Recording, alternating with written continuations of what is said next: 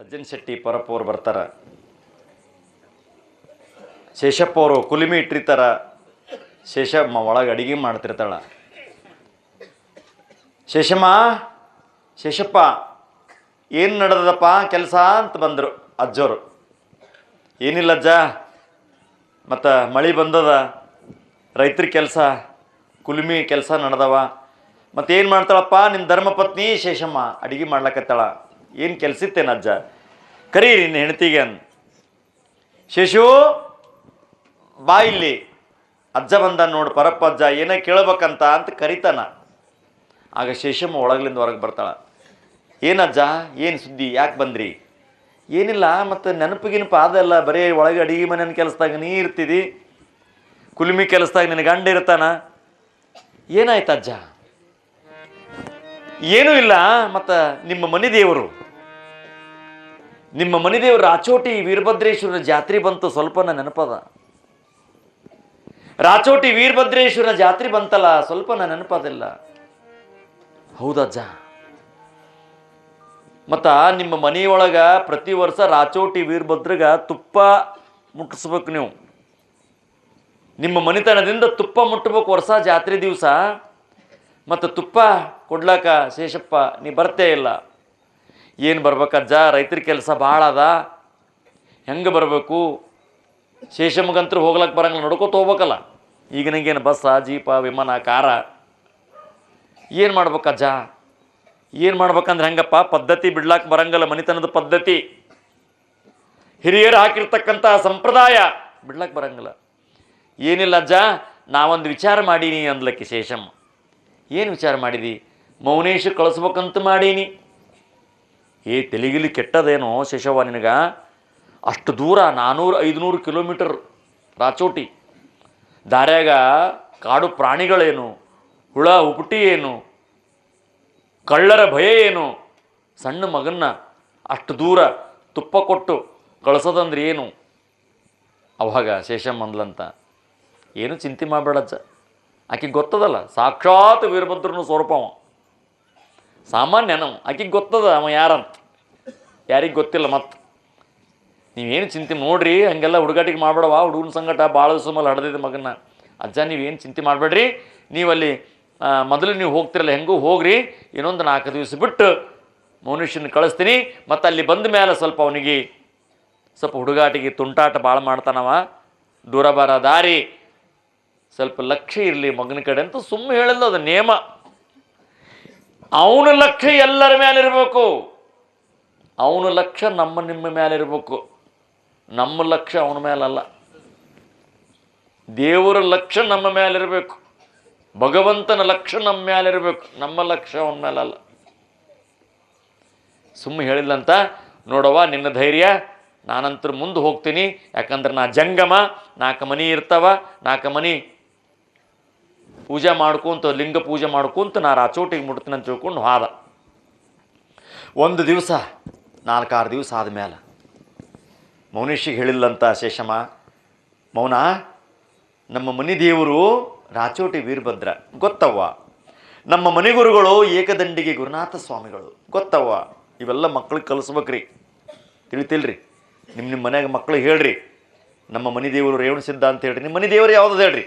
ನಮ್ಮ ಮನೆ ಗುರುಗಳು ರಂಭಾಪುರಿ ಜಗದ್ಗುರುಗಳು ಅಂತ ಹೇಳ್ರಿ, ಉಜ್ಜಯಿನಿ ಜಗದ್ಗುರುಗಳು ಅಂತ ಹೇಳ್ರಿ, ಕಡಕೋಳು ಮಡಿವಾಳಪ್ಪನ ಹೆಸರು ಹೇಳ್ರಿ, ಮತ್ತು ನಿಮ್ಮ ಮನೆ ಗುರುಗಳ ಹೆಸರು ಯಾವ್ದು? ಸೊನ್ನ ಸ್ವಾಮಿಗಳು ಅಂತ ಹೇಳ್ರಿ, ಯಾವುದನ್ನ ಹೇಳ್ರಿ, ಅಡವಿ ಲಿಂಗ ಅಂತ ಹೇಳ್ರಿ, ಕಾಳಸ್ತೇಂದ್ರ ಸ್ವಾಮಿಗಳು ಅಂತೇಳಿ, ನಿಮ್ಮ ಗುರುಗಳು ಯಾರದವ್ರ ಹೆಸರು ಹೇಳ್ರಿ, ಕಲಿಸ್ಬೇಕ್ರಿ ಮಕ್ಕಳಿಗೆ. ಇದು ನಮ್ಮ ಮನೆ ದೇವರು, ಇದು ನಮ್ಮ ಮನೆ ಗುರುಗಳು, ಇದು ನಮ್ಮ ದೇವರು, ಇದು ನಮ್ಮ ಗ್ರಾಮದ, ಇಂಥವೆಲ್ಲ ಮಕ್ಳಿಗೆ ಕಲಿಸ್ಬೇಕ್ರಿ. ಯಾರನ್ನ ಸಂತರು ಬಂದ್ರೆ ನಮಸ್ಕಾರ ಮಾಡಿರಿ, ಮಕ್ಳಿಗೆ ಕಳಿಸ್ಬೇಕ್ರಿ, ನಮಸ್ಕಾರ ಮಾಡ್ರಿ ಅಂತ. ಅದಕ್ಕೆ ಹೇಳಿದ್ಲಂತ ತಾಯಿ, ಅಜ್ಜ ಮೌನ, ನಮ್ಮ ರಾಚೋಟಿ ಮನೆ ದೇವ್ರ ಜಾತ್ರೆ ಬಂದದಪ್ಪ, ವರ್ಷದ ಪದ್ಧತಿ ತುಪ್ಪ ಕೊಟ್ಟು ಬರ ಪದ್ಧತಿ ಅದ, ಅದಕ್ಕೆ ನೀ ರಾಚೋಟಿಗೆ ಹೋಗಿ ಬರ್ತೆ. ಹೋಗ್ತೀನಿ ಅಮ್ಮ, ನನಗೂ ರಾಚೋಟಿ ವೀರಭದ್ರ ನೋಡ್ಬೇಕಂತ ಆಸೆ ಭಾಳ ಅದ, ನಾ ಹೋಗ್ತೀನಿ. ಹೋಗಿ ಅಲ್ಲಿ ರಾಚೋಟಿ ವೀರಭದ್ರಿಗೆ ನೀ ತುಪ್ಪ ಉಣಿಸಿ ಬಾ ಮಗ. ನೋಡ್ರಿ ಮಾತಿನಾಗ ಪೊರಕಂಗ, ತುಪ್ಪ ಕೊಟ್ಟು ಬಾ ಅನ್ನೋದಕ್ಕೂ ತುಪ್ಪ ಉಣಿಸಿ ಬಾ ಎಷ್ಟು ಪರಕದಲ್ಲ.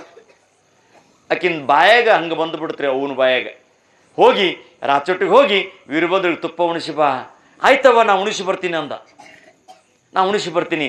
ಆ ಹುಡುಗಿಗೆ ತಯಾರು ಮಾಡಿ ಅದು ಜಳಕ ಮಾಡಿಸಿ ಅದಕ್ಕೆ ಚಲೋ ಬಟ್ಟೆ ಹಾಕಿ ಅವನಿಗೆ ಒಂದಿಷ್ಟು ಊಟ ಮಾಡ್ಲಿಕ್ಕೆ ಸುಮ್ಮನೆ ಅವ್ನಿಗೇನು ಹಸುವಾಗ್ತದ ಸಾಕ್ಷಾತ್ ಪರಮಾತ್ಮವ ಅದೆಲ್ಲ ಕಟ್ಟಿ ತುಪ್ಪ ಕೊಟ್ಲಂತ, ಮೀಸಲು ತುಪ್ಪ, ಚಲೋ ತುಪ್ಪ.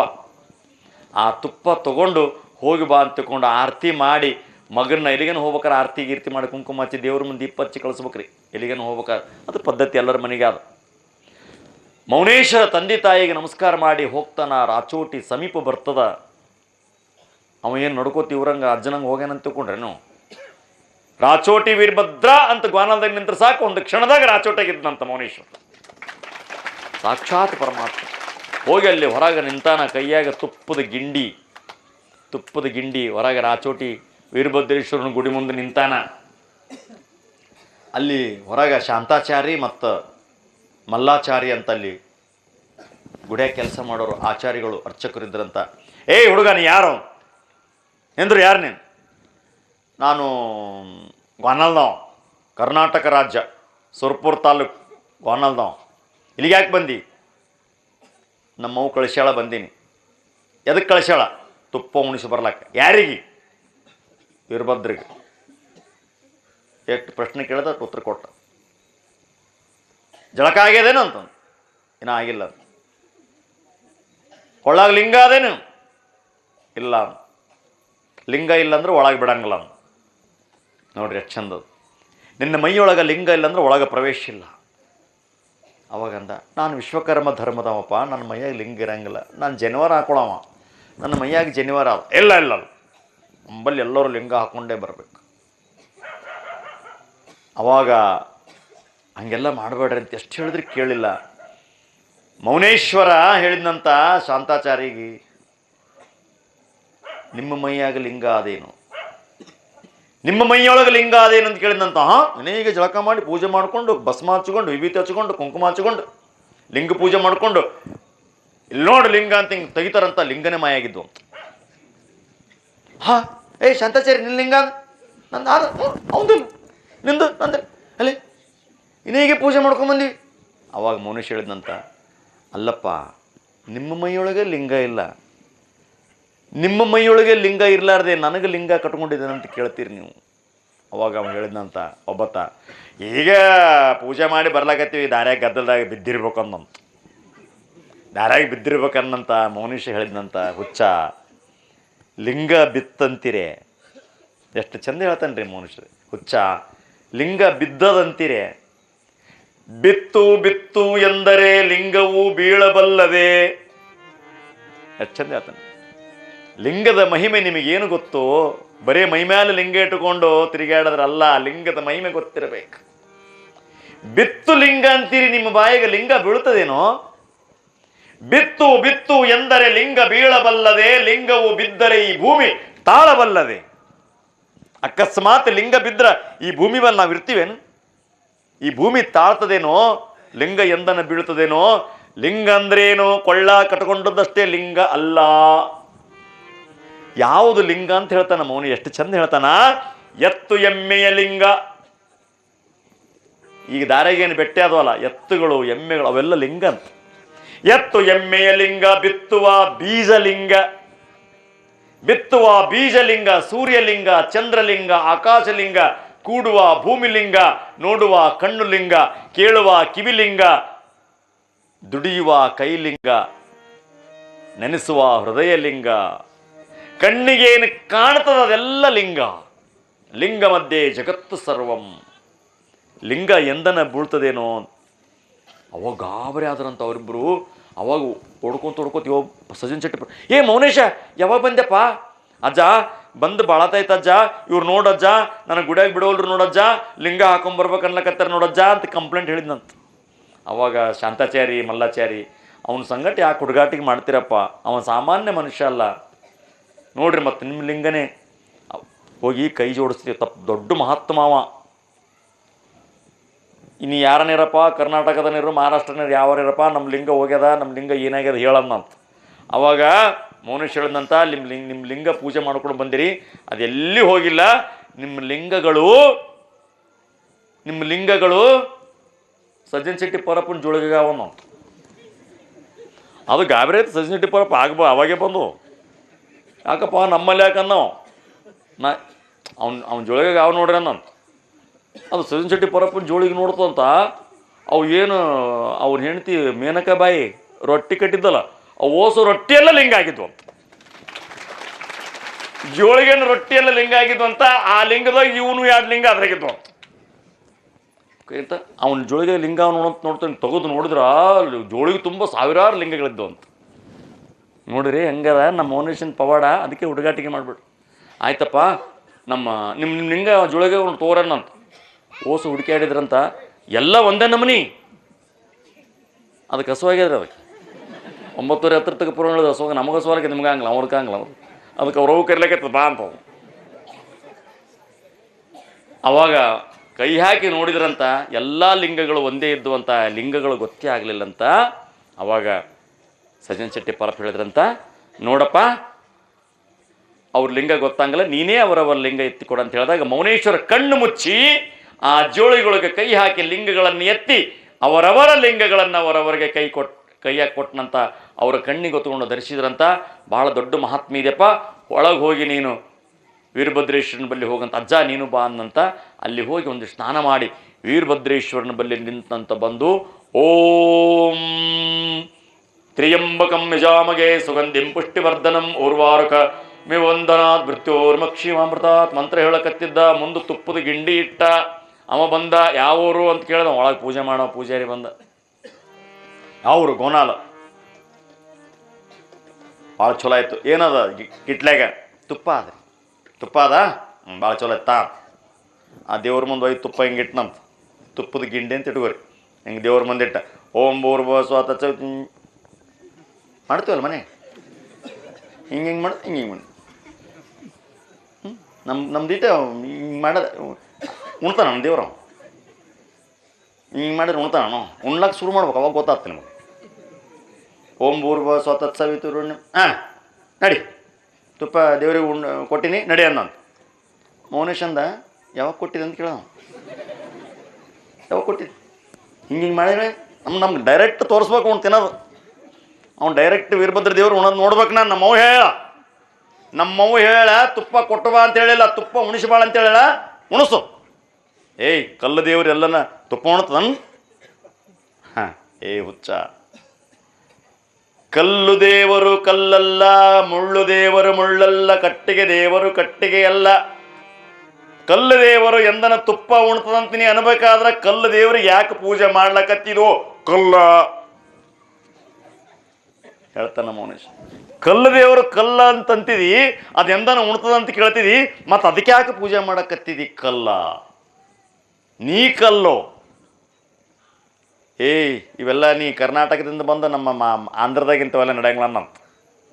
ಆಂಧ್ರ ಆದರೆ ಏನು, ಕರ್ನಾಟಕ ಆದರೆ ಏನು? ಕರ್ನಾಟಕ ದೇವ್ರು ಬೇರೆ, ಮಹಾರಾಷ್ಟ್ರ ದೇವ್ರು ಬೇರೆ ಅಂತ. ಅವನು ಜಗತ್ತಿನಾಗಿರ್ತಕ್ಕಂಥದ್ದು ದೇವರು ಒಂದೇ ಒಂದು. ದೇವನೊಬ್ಬ ನಾಮ ಹಲವು, ದೇವರು ಒಬ್ಬನೇ, ಹೆಸರು 108. ಆಗ ಸಜ್ಜನ ಶೆಟ್ಟಿ ಪರಪ್ಪ ಬಂದಂತ, ನೋಡಪ್ಪ ವೀರಾಚಾರಿ ಅಲ್ಲಿ ಹೊರಗಿಬ್ಬರಿಗೆ ನೀರು ಕುಡಿಸ ಬಂದಾನ. ಇಬ್ಬರಿಗೆ, ಶಾಂತಾಚಾರಿಗೆ ಮಲ್ಲಾಚಾರಿಗೆ ನೀರು ಕುಡಿಸಿ ಬಂದ. ನಾವು ಸಾಮಾನ್ಯ ಅಲ್ಲ, ಸುಮ್ಮನೆ ಹುಡುಗಾಟಿಗೆ ಮಾಡಬೇಡ. ಅವ ತುಪ್ಪ ಉಣಿಸಬಾ ಅಂತ ಅವ್ರವ್ ಹೇಳ. ಅವನು ತುಪ್ಪ ಉಣಿಸಿ ಹೋತಾನ. ನಿನಗೆ ತಾಕತ್ತಿತ್ತು ಉಣಿಸು, ಅವನಿಗೆ ತೋರಿಸು. ಒಲ್ಲೆಂದಂದ್ರೆ ನೀವು ಹೊರಗೆ ಬಾ, ಅವನಿಗೆ ಒಳಗೆ ಬಿಡು, ಅವ್ನು ಉಣಿಸೇ ಬಿಡ್ತಾನ. ನಾವು ನಾವು ಗುಡಿಯಾಗ ಯಾರಿಗೆ ಬಿಡಲ್ರಿ ಅನ್ನೋ. ನೀ ಒಳಗೆ ನನಗೆ ಬಿಡಬೇಡಪ್ಪ, ಇಲ್ಲಿಂದೇ ಉಣಿಸ್ತೀನಿ ತುಪ್ಪ ಅಂದು. ಉಣಿಸು ನೋಡಮ್ಮ ನಿನ್ನ ಶಕ್ತಿ ಅಂದ ತಕ್ಷಣ ಸಾಮಾನ್ಯನ. ಆ ಕ್ಷಣಕ್ಕೆ ಮೌನೇಶ್ವರ ಕಣ್ಣು ಮುಚ್ತಾನೆ. ಓಂ ನಮೋ ವೀರಭದ್ರೇಶ್ವರಾಯ ನಮಃ, ಓಂ ನಮೋ ವೀರಭದ್ರೇಶ್ವರಾಯ ನಮಃ ಅಂತ ಕೈ ಜೋಡಿಸಿ, ಮಹಾಸ್ವಾಮಿ, ನಮ್ಮ ಮನೆಯ ದೇವರಾಗಿರ್ತಕ್ಕಂಥ ರಾಚೋಟಿ ವೀರಭದ್ರ ಸ್ವಾಮಿ, ನಿನ್ನ ಸನ್ನಿಧಿಗೆ ನಮ್ಮ ತಾಯಿಯ ಆಜ್ಞೆ, ನನ್ನ ತಾಯಿಯ ಅಪ್ಪಣೆಯಾಗಿದೆ, ನಿನಗೆ ತುಪ್ಪವನ್ನು ಉಣಿಸಿ ಬಾ ಅಂತ. ಸ್ವಾಮಿ, ನಾನು ಮೌನೇಶ್ವರನಾಗಿದ್ದರೆ, ಶೇಷಮ್ಮನ ಮಗನಾಗಿದ್ದರೆ, ನೀನು ನಿಜವಾಗಿ ವೀರಭದ್ರ ದೇವರಾಗಿದ್ದರೆ, ನಿನ್ನ ಬಳಿ ನಿಜವಾಗಿ ದೇವರ ಸ್ವರೂಪ ಇದ್ದರೆ ನಮ್ಮವ್ವ ಕೊಟ್ಟಂಥ ತುಪ್ಪನೇ ಉಣಬೇಕು. ನೀವು ಉಣೋದು ನಾನು ನೋಡ್ಬೇಕು. ದೇವ್ರಿಗೆ ಅನ್ನಂತ ನೀವು ಅನ್ರಿ ನೋಡಮ್, ಗ್ಯಾರಂಟಿ ಅನ್ರಿ, ನೋಡ್ರಿ ಅನ್ಲಿ ಅನ್ನಂಗಿಲ್ಲ. ನಾವು ಅಲ್ಲೇ ಆ ಸೂರ್ಯಗೆ ನೈವೇದ್ಯ ಇಡ್ತೀವಿ ನಾವು. ಉಣ್ತಾರ ನಾವು ಸೂರ್ಯ. ಮನಸ್ಸು ಮಾಡಿದ್ರೆ ದೇವರು ನಿಮ್ಮ ಮನೆಗೆ ಬಂದು ಉಂಡು ಹೋಗ್ತಾನೆ ರೀ. ಭಕ್ತರು ನಾವು ಹಂಗಾಗಿರ್ಬೇಕು. ಪ್ರತಿ ದಿವಸವೂ ಕೂಡ ಮನೆಯೊಳಗೆ ಬಂದು ಕಾಲನ್ನು ಒತ್ತಿ ಗಾಳಿಯನ್ನು ಹಾಕಿ ಊಟ ಮಾಡಿಸಿ ಹೋಗ್ತಿದ್ದಂಥ ಪಂಢರಪುರ ವಿಠಲ ಭಕ್ತ ಕುಂಬಾರನಿಗೆ ಆಗಿಲ್ಲ. ಕೈ ಕತ್ತರಿಸ್ಕೊಂಡ್ರೆ ದಿವಸ ಬಂದು ಕಾಲು ಒತ್ತಿತ್ತದ ನೋಡ್ರಿ ಇಲ್ಲ ನೀವು. ಭಕ್ತ ಹಂಗಿರ್ಬೇಕು. ನಮ್ಮ ಮನೆ ಜಲ್ದಿ ಹೆಂಡ್ರ ಮಕ್ಕಳು ಹೋಗ್ತಂಗಲ್ಲ ಕಾಲ ಕೈ ಕೈಲಿ ಗುಳಿಗೆ ಧೂಳಲ್ಲಿ. ಹಾಂ, ಸಾಕ್ಷಾತ್ ದೇವರೇ ಬಂದು ಸೇವೆ ಮಾಡ್ಬೇಕಾದ್ರೆ ಹೆಂಗಿರ್ಬೇಕು ತಾಕತ್ತು. ಸ್ವಾಮಿ, ನೀನು ವೀರಭದ್ರನಾಗಿದ್ದರೆ, ನಾನು ಭಕ್ತನಾಗಿದ್ದರೆ ನಮ್ಮ ತಾಯಿಯ ಆಜ್ಞೆ ನೀನು ಮೀರಬಾರದಂತೆ ಈ ತುಪ್ಪವನ್ನು ಉಣಂದ ತಕ್ಷಣ ಆ ಗರ್ಭಗುಡಿಯೊಳಗಿರ್ತಕ್ಕಂಥ ವೀರಭದ್ರೇಶ್ವರ ಪ್ರತ್ಯಕ್ಷನಾಗಿ ನಿಂತಂತ ಮೌನೇಶ, ಯಪ್ಪ ನೀನು ಸಾಕ್ಷಾತ್ ಕೈಲಾಸದಲ್ಲಿ ಪರಮಾತ್ಮ ಸ್ವರೂಪಪ್ಪ. ನೀ ಕೊಟ್ಟ ತುಪ್ಪ ಉಂಡಾರದೆ ಮತ್ಯಾವ ತುಪ್ಪ ಉಣ್ಬೇಕು ಅನ್ನಂತ ವೀರಭದ್ರ. ನೀ ಕೊಟ್ಟಂಥ ನಿಮ್ಮ ತಾಯಿ ಕೊಟ್ಟಂಥ ತುಪ್ಪ ಉಣ್ಲಿಕ್ಕಿರೋ ಮತ್ಯಾವ ನೈವೇದ್ಯ ನನಗೆ ಆಗ್ತದಪ್ಪ, ತಾರೋ ಅಂತ ತಿಳ್ಕೊಂಡು ಆ ತುಪ್ಪದ ಗಿಂಡಿಯನ್ನು ತಗೊಂಡು ಎಲ್ಲರಿಗೆ ಕಾಣುವಂತೆ ಘಟ ಘಟ ಘಟ ಘಟ ಘಟ ಕುಡಿದ್ಬಿಟ್ಟಂತ ವೀರಭದ್ರೇಶ್ವರ. ಜಗದ್ಗುರು ಮೌನೇಶ್ವರ ಮಹಾರಾಜಕಿ. ಆ ತುಪ್ಪವನ್ನು ಉಣಿಸಿ ಮೌನೇಶ್ವರರು ಹೇಳಿದಂಥ, ಸ್ವಾಮಿ ಯಾರು ನಿನ್ನಲ್ಲಿ ಬಾಗಿ ಬರ್ತಾರ ಅವರಿಗೆ ನೀನು ಮಹಾತ್ಮನಾಗಿ ಅವರ ಆಸೆಗಳನ್ನು ಪೂರೈಸುವಂತನಾಗಿ ಎಲ್ಲರ ದುಃಖಗಳನ್ನು ಪರಿಹಾರ ಮಾಡಿ ಸರ್ವರನ್ನು ಸಂರಕ್ಷಣೆ ಮಾಡಿ ಎಲ್ಲರನ್ನು ಉದ್ಧಾರ ಮಾಡು ಸ್ವಾಮಿ, ಎಲ್ಲರ ಮನೆತನಗಳನ್ನು ಕಾಪಾಡು ಸ್ವಾಮಿ ಅಂತಕ್ಕಂಥ ಒಂದು ಭಾವ ಇಟ್ಟುಕೊಂಡು ಬೇಡಿ ಆ ತುಪ್ಪವನ್ನು ಉಣಿಸಿ ಮೌನೇಶ್ವರರು ಯಾವ ಸಜ್ಜನ್ ಶೆಟ್ಟಿ ಪರಪ್ಪನೊಂದಿಗೆ ಆ ದೇವಸ್ಥಾನದ ಹೊರಗಡೆ